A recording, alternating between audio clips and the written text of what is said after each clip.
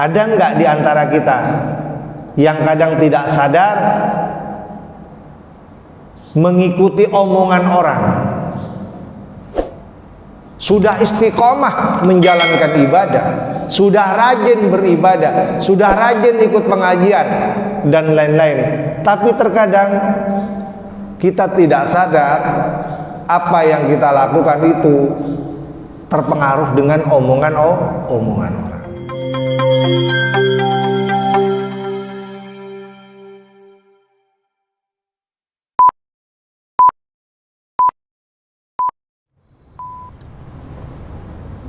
Assalamualaikum warahmatullahi wabarakatuh.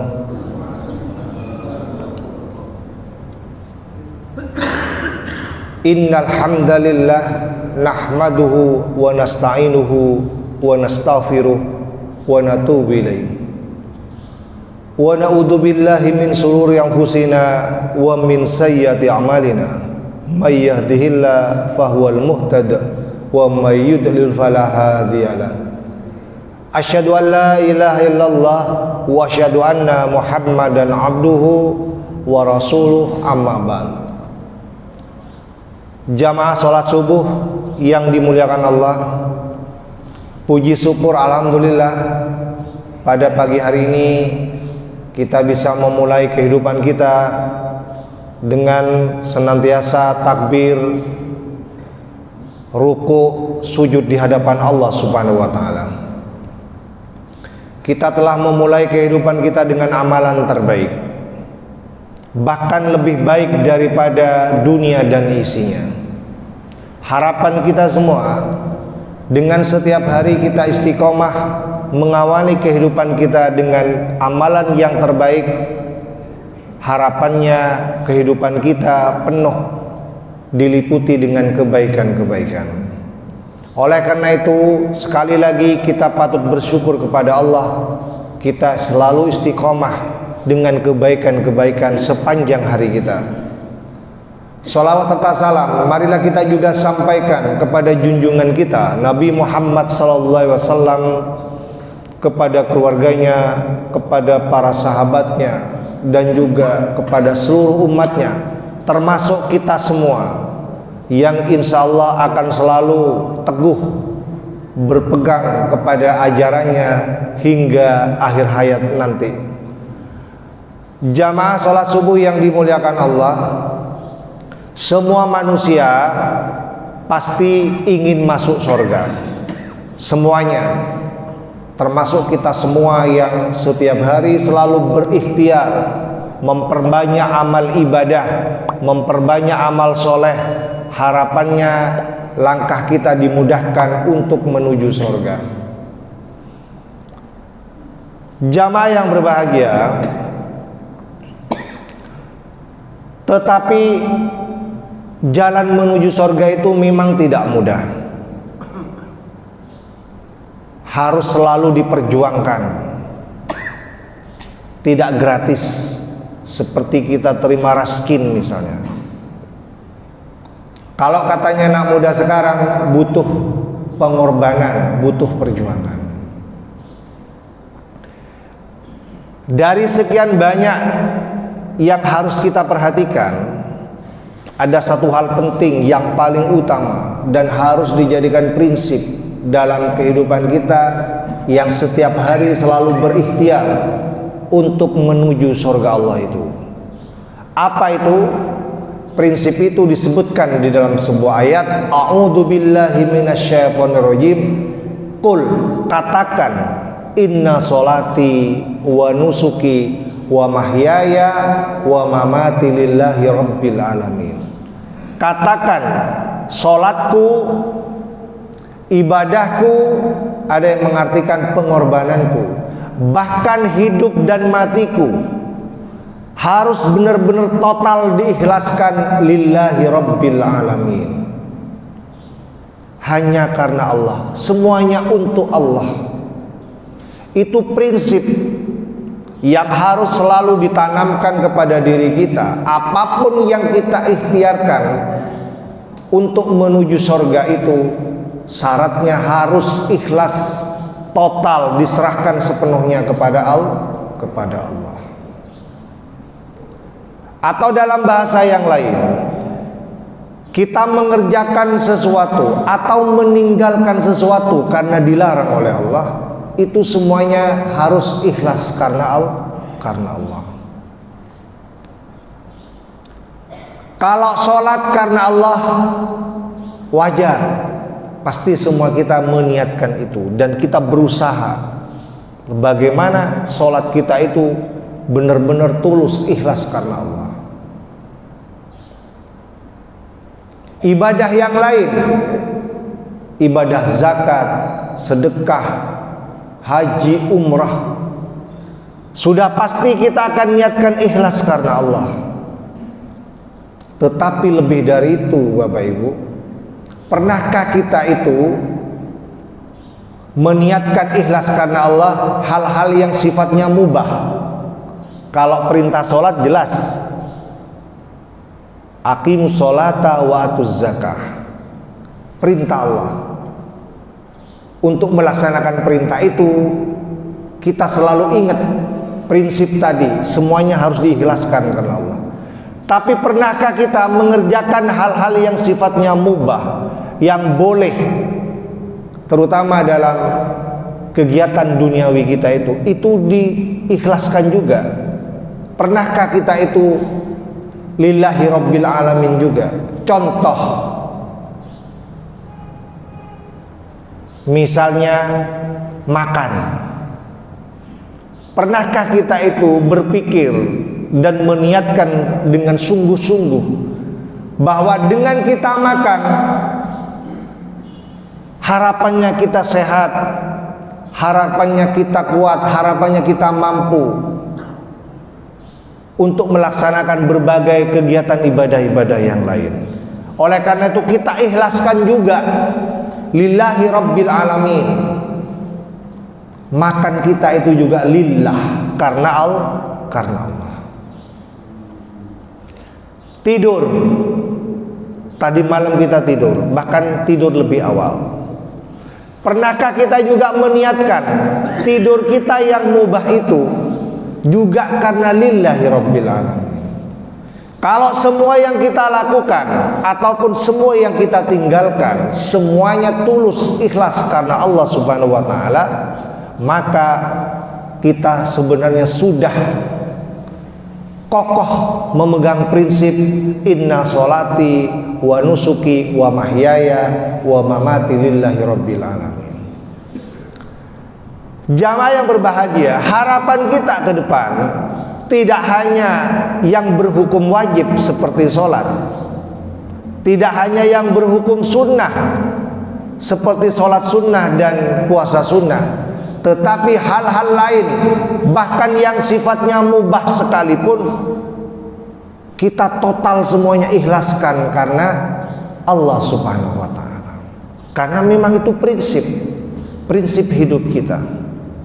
Jamaah yang berbahagia,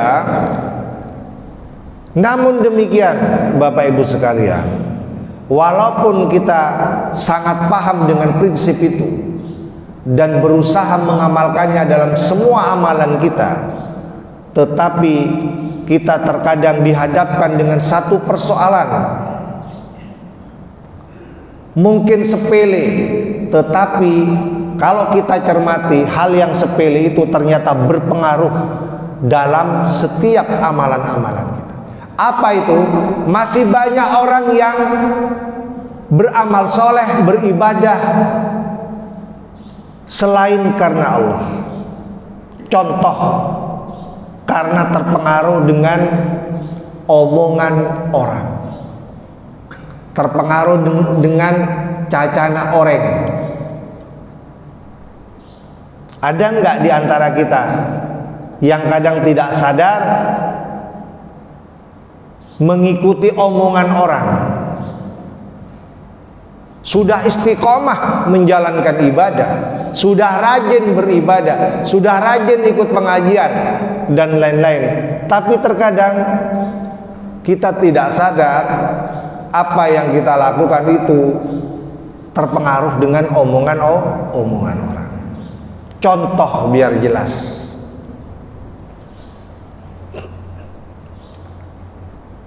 Misalnya kita ini sudah rajin sholat berjamaah di sini 5 waktu. Bahkan semua kajiannya kita ikut, rajin. Bahkan nambah pengajian-pengajian di masjid lain. Tiba-tiba ada komentar dari orang. Apakah komentar ini serius atau bergurau? Ada yang mengatakan, iyalah mumpung pensiun latwah,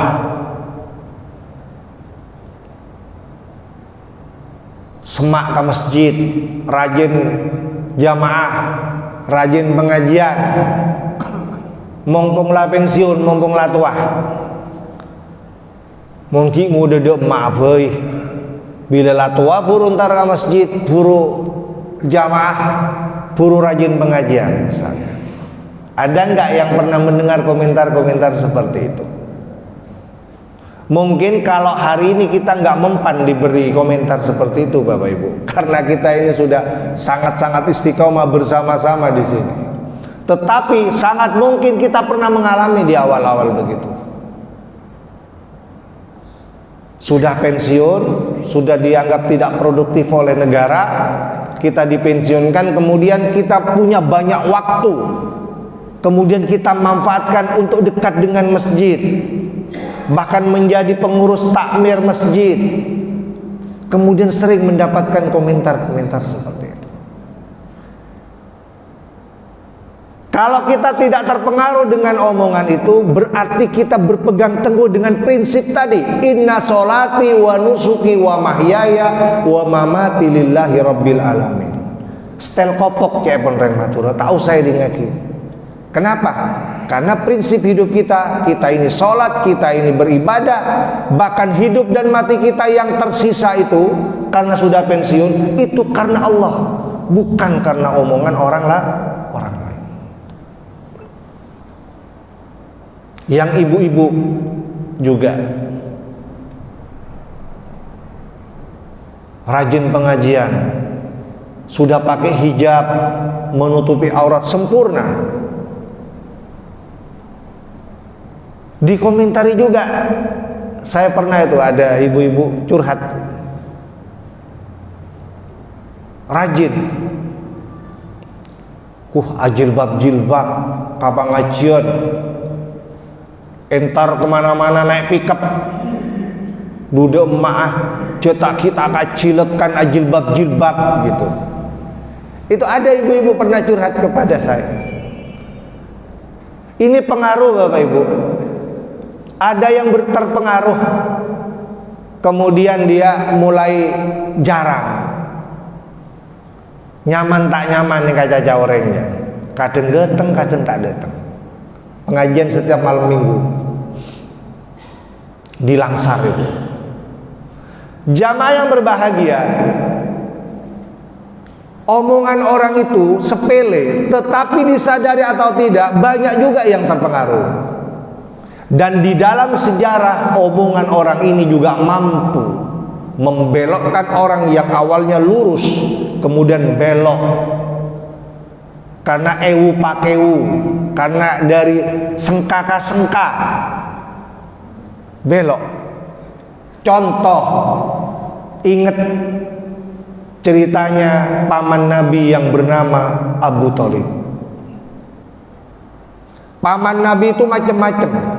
Ada yang seperti Hamzah bin Abdul Muthalib, mendukung perjuangan dakwah Rasulullah di awal-awal, kemudian beliau bersyahadat dan beriman, masuk Islam, mendukung sepenuhnya perjuangan dakwah Rasulullah hingga wafat beliau, hingga syahid. Tetapi ada juga paman Nabi seperti Abu Thalib. Siapa yang tidak kenal dengan Abu Thalib? Jasanya terhadap perjuangan dakwah Islam begitu sangat besar. Beliau pasang badan, jangan sampai ada yang mengganggu keponakannya. Beliau sangat melindungi, beliau sangat membela. tetapi beliau tidak bisa bersyahadat, beliau tidak mau beriman. Kenapa? Karena tidak kuat dengan omongan orang. Beliau ini pembesar Quraisy, petinggi Quraisy, semua saudaranya petinggi semua, pejabat semua yang berpegang teguh kepada ajaran nenek moyangnya. Beliau paham dengan sepaham-pahamnya kebenaran yang dibawa oleh Nabi Muhammad. Disebutkan di dalam sejarah, beliau mengatakan, walaqad alimtu anna dina Muhammad khairun min adyan. Sungguh aku tahu bahwa agama yang dibawa oleh Muhammad itu adalah khairun, paling baik, min adyan, dari agama-agama yang lain. Beliau itu paham, beliau itu tahu. Tapi kenapa beliau itu kemudian menolak dan tidak mau syahadat? Karena tidak kuat dengan omongan orang. Takut kaca orang, tak nyaman kalau belena, tak nyaman kaca kancana, tak nyaman ke saudara-saudaranya. Yang semuanya adalah pembesar, semuanya adalah para pelopor ajaran nenek moyangnya. Makanya ketika Rasulullah berbisik di telinga kanannya sebelum beliau wafat, ya am, wahai pamanku, kul, katakan asyhadu an la ilaha illallah.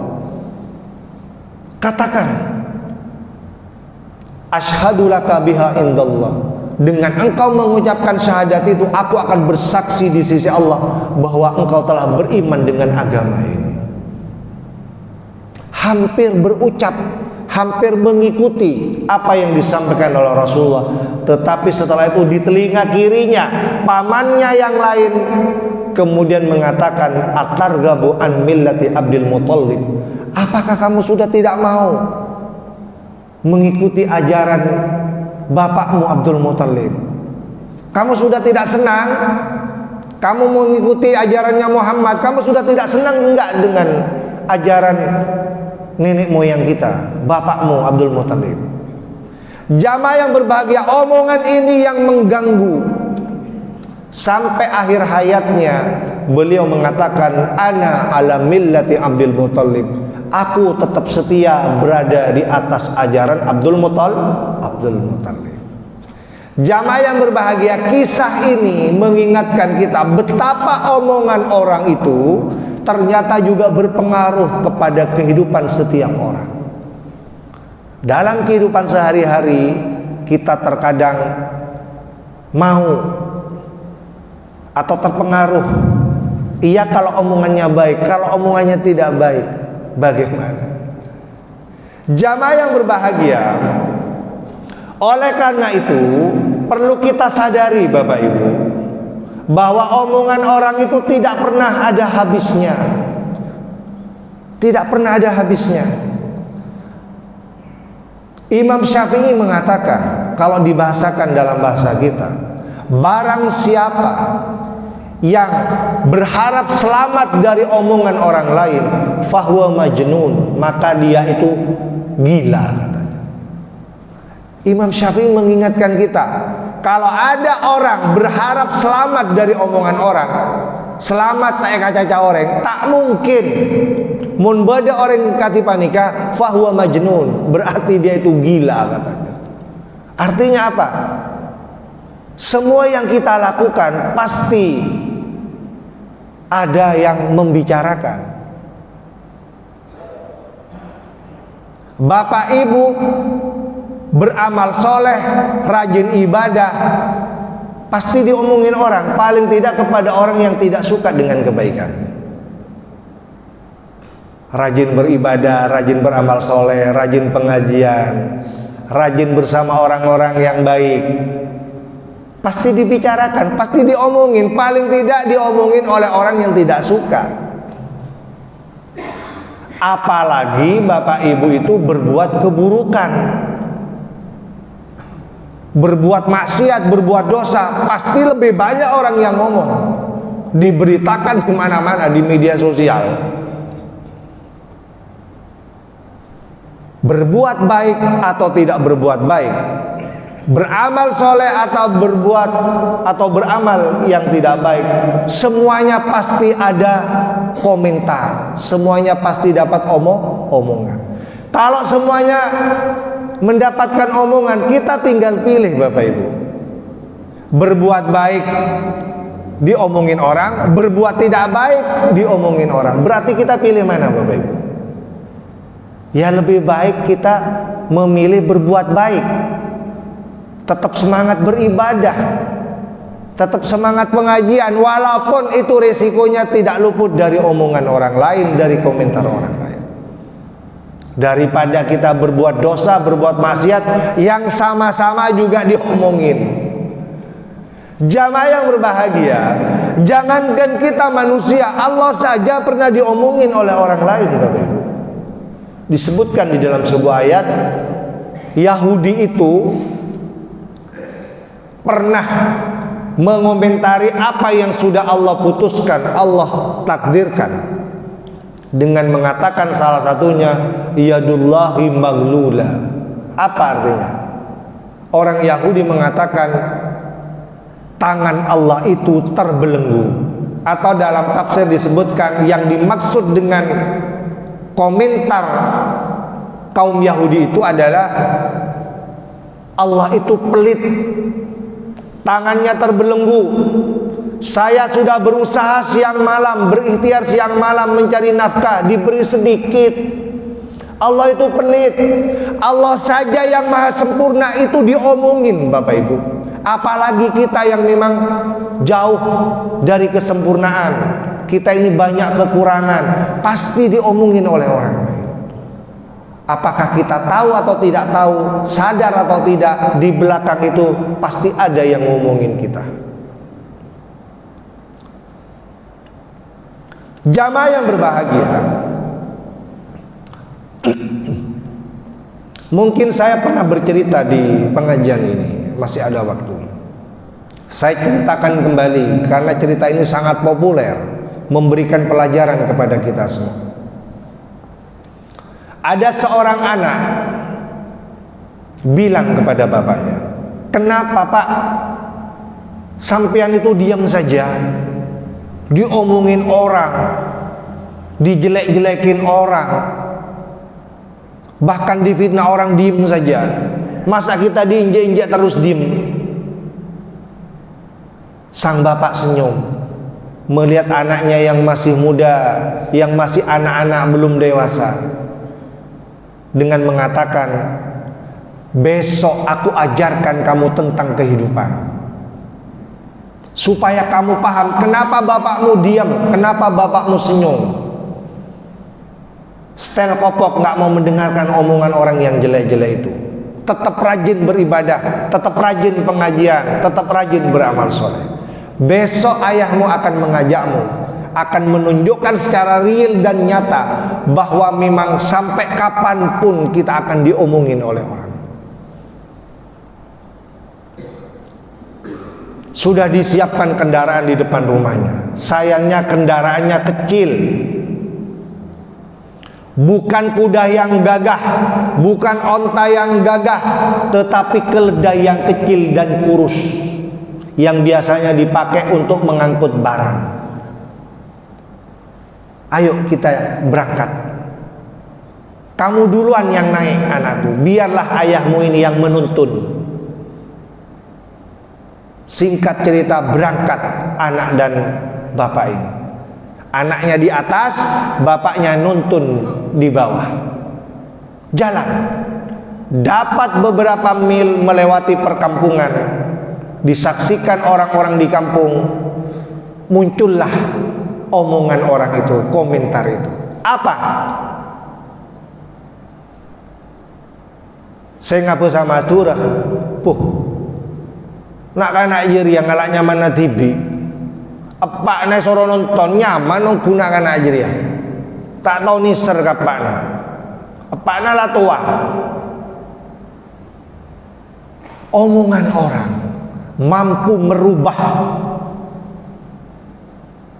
Turun anaknya, tak nyaman Pak. Kaca orang bak napi nengetas, bak napi saya naik, bak nasi nompat tinang kok saya nontona. Mulai tak kaca orang. Jamaah yang berbahagia, singkat cerita dia melewati perkampungan berikutnya, disaksikan juga oleh orang kampung di sana. Apakah lepas dari omongan orang? Tidak lepas dari omongan orang. Di kampung itu juga dikomentari, Bapak Ibu. Dalam bahasa Madura yang mungkin mudah dipahami. Tuh, beremap Pak Najir ya. Ngalak nyaman na tibi, anak na kini sora jalan, nyaman Pak Najir naik terus. Omongan orang ini ternyata mampu merubah apa yang dikerjakannya. Lah tak nyaman kaca orang, mayu saya nyaman naik kapi kedua. Tina teka ala cerena naik keni, mayu naik kadui. Naik berdua Bapak Ibu. Kendaraan kecil kurus keledai namanya bukan kuda. Dinaikin berdua. Bapak dan anak kompak naik berdua. Apakah di perkampungan berikutnya lepas dari omongan orang lain? Tidak lepas Bapak Ibu, tetap saja diomongin oleh orang. Bahkan omongannya tambah parah, tambah sarai kacaca. Apa mau anak pada boy? Tak niser ka keledainya ka kendaraan. Nah, cek kendaraan nakor saya kaduai tak berperi kehewanan. Mungkin seperti itu Bapak Ibu. Jamaah yang berbahagia tidak akan lepas dari omongan orang dan komentar orang, hingga akhirnya merubah lagi apa yang dilakukan. Lah tak nyaman, mayu saya nyaman tonton kadua ibi, tak usah naik itina lah. Mayu tonton di kadua, mau letak kaca orang boleh. Sampai di perkampungan berikutnya tidak akan lepas dari omongan orang Bapak. Tambah sara cacana orang. Puduh andi kendaraan tak yang kui. Mun panjenengan nanti sepeda motor tak yang kui tonton ni kaduai. Apa tak kaca orang? Paku ni kaca orang. Dak remah ngiba kendaraan tapi tak tompak. Kaca orang Bapak Ibu. Lah tak nyaman, beremah nyaman dari. Saya nyaman ayu pekol kaduai saya nyaman. Pekol kadui. Jamaah yang berbahagia, dipikul keledai itu dipikul berdua Bapak Ibu. Harapannya ambu teh kaca orang, malah tambah sarai kaca orang. Mun gelek kocak budu-budu, mun samangken tambah sarai kaca orang. Kenapa? Gila, mak beda sepeda motor naik orang nggak. Biasanya orang nggak naik sepeda motor pas sepeda motoran orang, empat orang nggak. Jamaah yang berbahagia, semua yang kita lakukan itu pasti akan dibicarakan oleh orang lain. Berharap lepas dari omongan orang lain sulit Bapak Ibu. Oleh karena itu kembali kepada prinsip di awal. Semua yang kita lakukan, semua yang kita tinggalkan harus karena Allah. Enggak usah kita dengarkan omongan orang. Tetapi Ustadz, kalau omongannya baik Ustadz, masa kita nggak dengar? Kalau omongannya baik, kita dengarkan. Barangkali bisa memotivasi kita, bisa menyemangati kita, sehingga kita semakin rajin, semakin semangat untuk beramal ibadah dan beramal soleh. Contoh. Iyalah, satiala pensiun pas semak-semak ke masjid. Parajin ke pengajian bagus. Ini komentar baik atau tidak baik Bapak Ibu? Ini baik. Ini baik Bapak Ibu. Ketika kita sudah pensiun, kita diberi nasihat ya, supaya kita rajin beribadah, rajin ke masjid. Itu baik Bapak Ibu, sangat baik. Apalagi kemudian dia berkhidmat menjadi pengurus takmir. Polana samangken pengurus takmir banyak dari pensiunan Bapak Ibu. Banyak dari pensiunan gitu kan. Alhamdulillah saya nih Kak, sangat baik. Kita berkhidmat untuk umat di masjid ini. Karena sebelumnya kita sudah habis waktu berkhidmat untuk negara. Waktunya kita berkhidmat untuk diri kita sendiri dan untuk orang lain di masjid ini. Jamaah yang berbahagia, tetapi kalau omongan orang itu jelek, tidak usah didengar, abaikan. Cak nakiai kenco ini kan apa? diinjak, nggak usah dipedulikan. Kenapa? Caepon kiai mon caca coba jaracong pada ben betorajo, mon epekol bro. Bede caca tak nyaman epekol, bede caca tak nyaman epekol, tambah epekol bro setruk. Mon semua omongan orang tampung di dalam pikiran kita, berat, sulit kita melangkah Bapak Ibu. Bisa-bisa kita itu roboh, tidak kuat menanggung beban, karena semuanya dipikirin, omongan orang dipikirin semua. Jamaah yang berbahagia, ini yang mungkin perlu saya sampaikan. Tidak banyak, tetapi insya Allah mudah diingat dan mudah diamalkan. Mulai sekarang, ayo kita bersama-sama pegang teguh prinsip inna sholati wa nusuki wa mahyaya wa mamati lillahi rabbil alamin. Semua yang kita usahakan, semua yang kita ikhtiarkan, ayo sepenuhnya kita ikhlaskan karena Allah, bukan karena yang lain. Semoga bermanfaat. Ayo kita amalkan bersama-sama. Kita tutup dengan doa kafaratul majlis. Assalamualaikum warahmatullahi wabarakatuh.